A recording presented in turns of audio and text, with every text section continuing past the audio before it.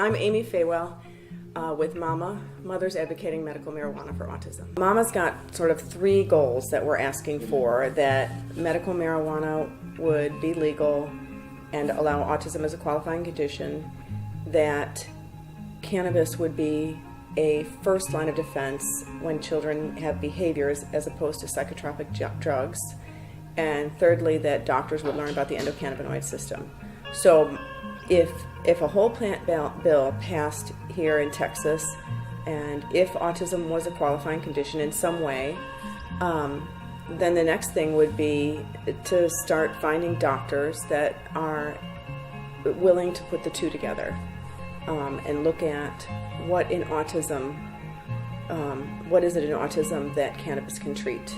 Because we feel that it can be palliative and curative. It can just sort of calm a child down, but can also really work on those underlying conditions. Jack has been on very few heavy-duty drugs for a very short amount of time because none of them have worked.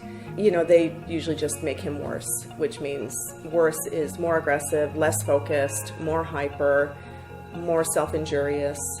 And so the problem I have when people say we don't know the long-term effects of cannabis, well, what do you think the long-term effects of all those drugs that you are willing to recommend for my son are? The thing Mama would really like to do in the interim is try to help define a research project where they could, because self-injurious behaviors are also very measurable. You know, you can count how many times did he bite his hand, and you create a study on cannabis, he bites it this many times in this situation, and off of cannabis he bites it this many times. It would be cut and dried. There's a government patent actually on cannabinoids that says it is antioxidant, anti-inflammatory, neuroprotective, it regulates the immune system, it protects the brain from glutamate toxicity, while autism is oxidative stress, inflammation of the gut and brain, the immune system is dysregulated, and surely a kid that has a brain that's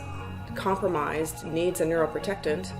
So right there you can just stop and say, this is worth trying for autism. It's got thousands of years of safety. Nobody has ever died of an overdose from cannabis, and it's surely much safer than the drugs that we've been recommended to try with him. There's 20 reasons right now why I should try cannabis with my son, except for the one that is most dangerous, and that it's illegal.